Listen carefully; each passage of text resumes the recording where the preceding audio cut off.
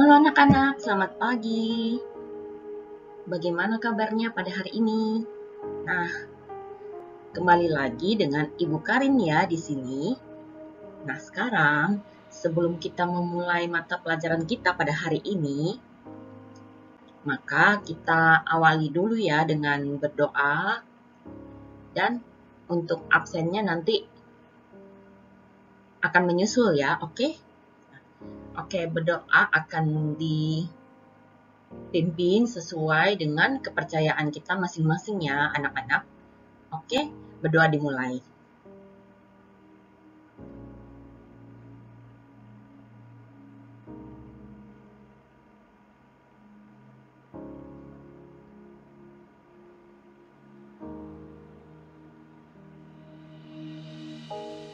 Oke, berdoa selesai.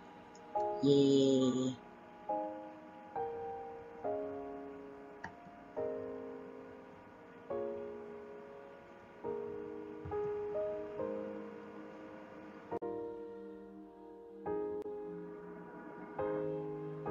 Nah, Ibu mau bertanya nih, pelajaran apa saja yang sudah dipelajari di pertemuan sebelumnya?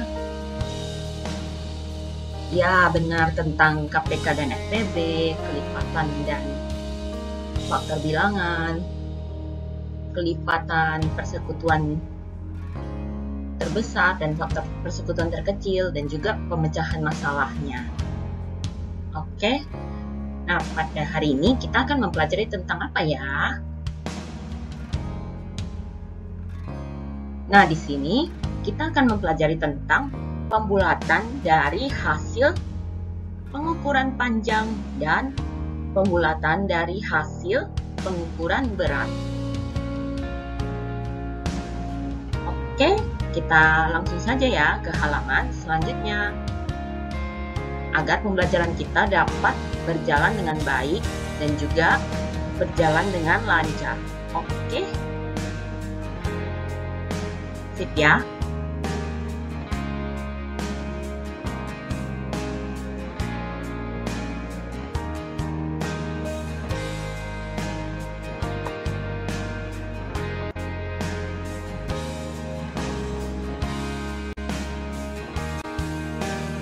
Nah, sebelum kita melangkah lebih lanjut, Ibu ingin menjelaskan tentang tujuan pembelajarannya terlebih dahulu ya. Penasaran kan anak-anak apa tujuan pembelajarannya? Yuk kita lanjut saja ya di halaman selanjutnya.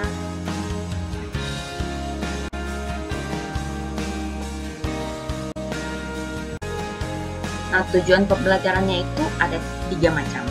Yaitu yang pertama, melalui media online learning, siswa mampu mengidentifikasi tentang pembulatan dari hasil pengukuran panjang, serta pembulatan dari hasil pengukuran berat dengan tepat. Lalu yang kedua, melalui media presentasi dan juga pemberian soal-soal latihan, siswa mampu menjelaskan tentang pembulatan dari hasil pengukuran panjang serta pembulatan dari hasil pengukuran berat dengan benar. Lalu yang ketiga adalah melalui media video, siswa mampu mengimplementasikan tentang pembulatan dari hasil pengukuran panjang serta pembulatan dari hasil pengukuran berat juga dengan baik. Cukup jelas ya anak-anak kira-kira untuk tujuan pembelajarannya ya.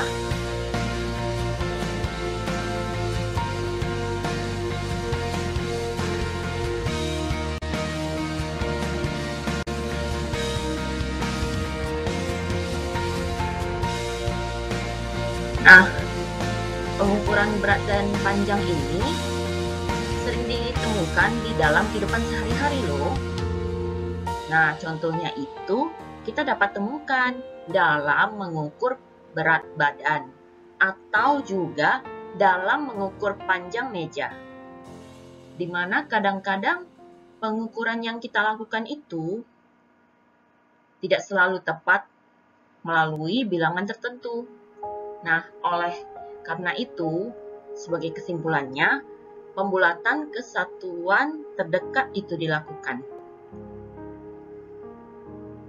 Masih penasaran kan anak-anak dengan pembelajaran selanjutnya? Oke, kita lanjutkan ya.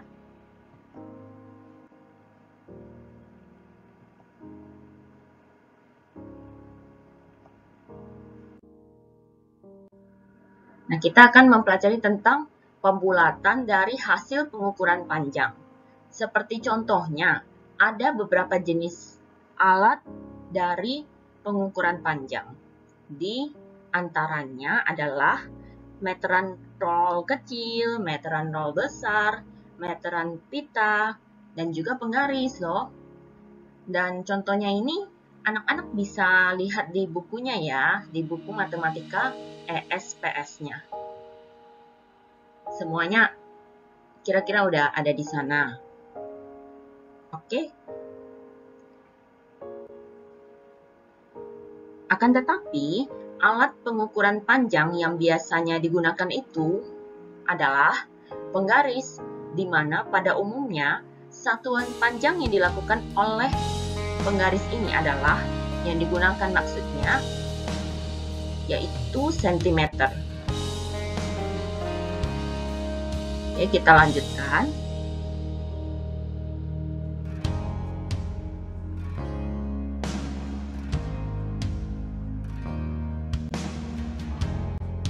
Nah, kadangkala pengukuran dari panjang yang dilakukan itu tidak tepat dalam menunjuk pada bilangan tertentu.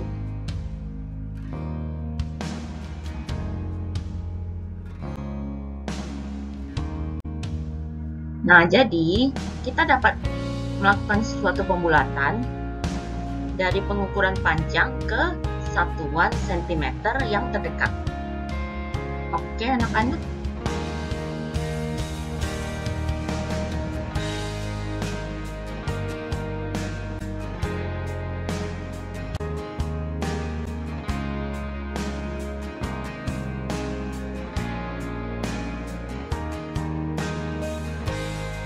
Nah, untuk catatannya, aturan pembulatan dari hasil pengukuran panjang sama dengan aturan dari pembulatan suatu bilangan. Caranya bagaimana anak-anak? Nah, caranya adalah dengan mengingat kembali tentang aturan pembulatan dari suatu bilangan yang pernah dipelajari sebelumnya ya.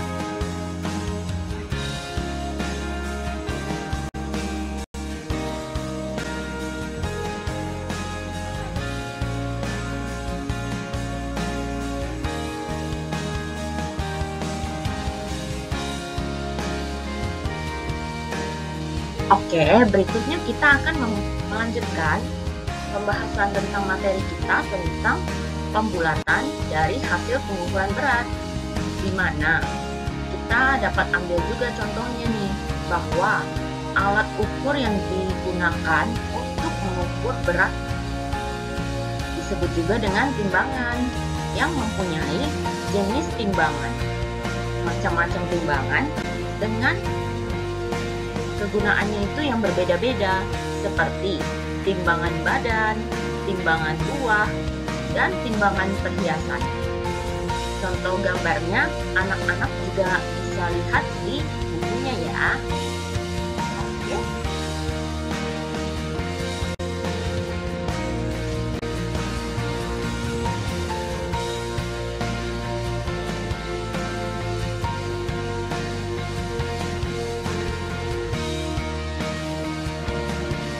Nah, begitu pula dengan halnya dengan pengukuran panjang.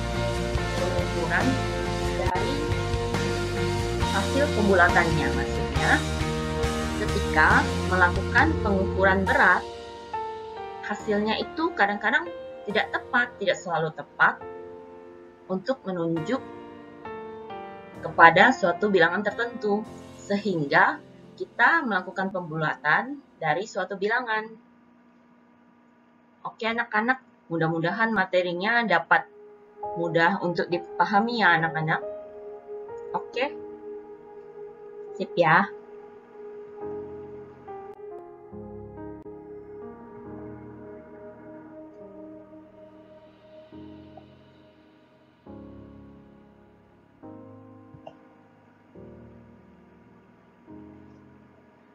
Nah, untuk catatan dari pembulatan hasil pengukuran berat ini adalah hasil pengukuran dari berat suatu benda dengan timbangan digital itu lebih tepat dan akurat untuk penggunaannya, yang biasanya dapat dijumpai di supermarket melalui penggunaan dari timbangan digital tersebut.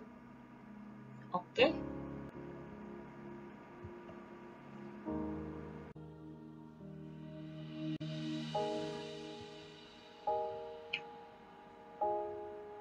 Nah, untuk pertemuan kali ini, Ibu rasa materinya sampai di sini dulu ya anak-anak. Nah, bagaimana dengan materinya sejauh ini anak-anak? Adakah yang ingin ditanyakan?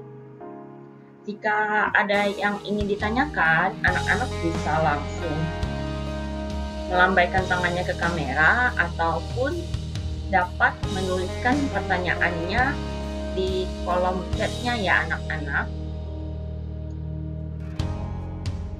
Nah, kalau sejauh ini masih belum ada pertanyaan, anak-anak juga bisa mengirimkan pesan melalui WhatsApp ya anak-anak kepada Ibu, oke? Semoga materi yang Ibu bagikan pada hari ini dapat bermanfaat ya bagi anak-anak semuanya.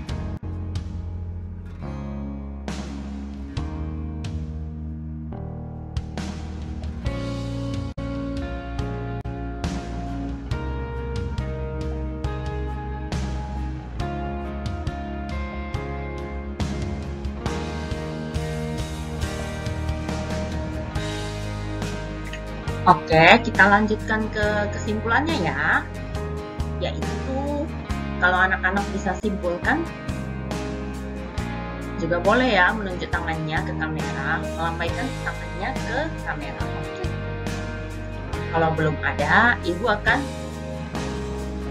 menyebutkannya tentang kesimpulannya terlebih dahulu ya, di mana pengukuran panjang dan berat sering ditemukan di dalam kehidupan kita sehari-hari. Lalu ada suatu pembulatan dari pengukuran panjang yang dapat dibulatkan ke satuan sentimeter dalam bentuk sentimeter yang terdekat.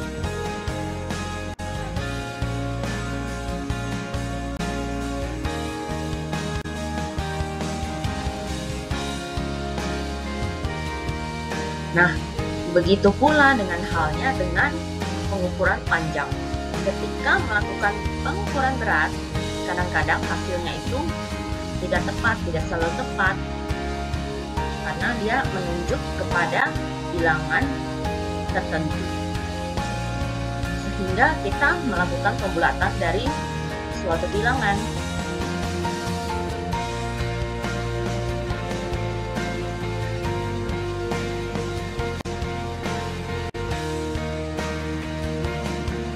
Oke anak-anak, kira-kira sampai di sini dulu ya. Tentang kesimpulannya maupun tentang materinya yang akan dipelajari pada pertemuan kali ini. Oke anak-anak, terima kasih banyak anak-anak karena sudah mau mengikuti pembelajaran ini, materi pembelajaran ini dengan sangat baik.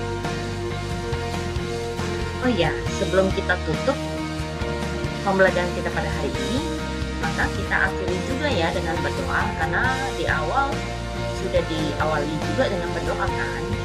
Oke, kita akhiri saja ya pada pertemuan kali ini dengan berdoa sesuai dengan kepercayaannya masing-masing. Oke, berdoa dimulai ya anak-anak.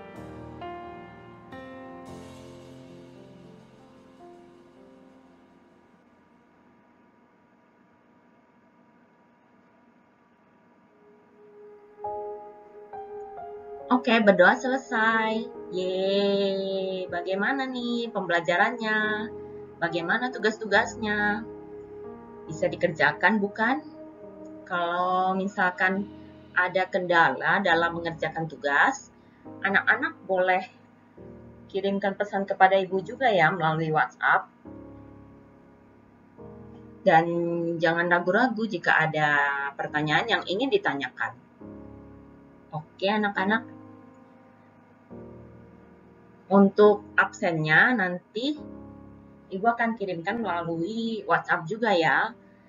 Apakah itu dalam bentuk Google Form maupun melalui WhatsApp dengan mengirimkan foto anak-anak ke WhatsApp-nya Ibu ya. Oke. Untuk tugas-tugasnya juga melalui WhatsApp juga ya.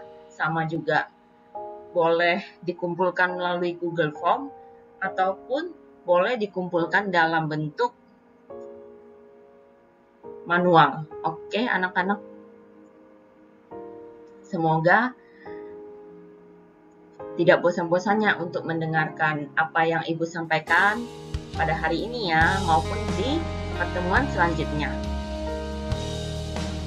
Jangan lupa anak-anak untuk mengerjakan soal latihannya maupun belajar ya anak-anak, kalau bisa dikerjakan secara perlahan-lahan agar semuanya berjalan dengan baik maupun berjalan dengan lancar. Oke?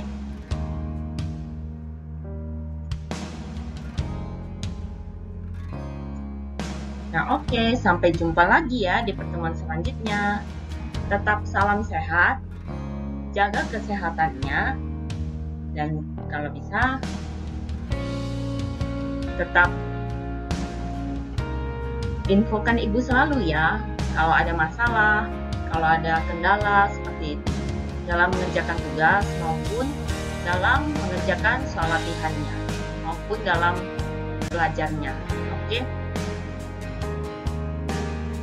Oke. Sampai jumpa lagi ya di pertemuan selanjutnya. Cheers. Dadah anak-anak. Hati-hati ya.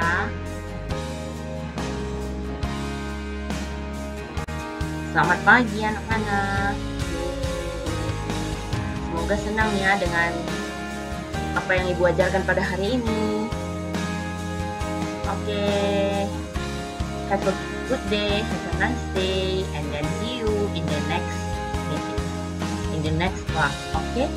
Dadah anak-anak. Cheers.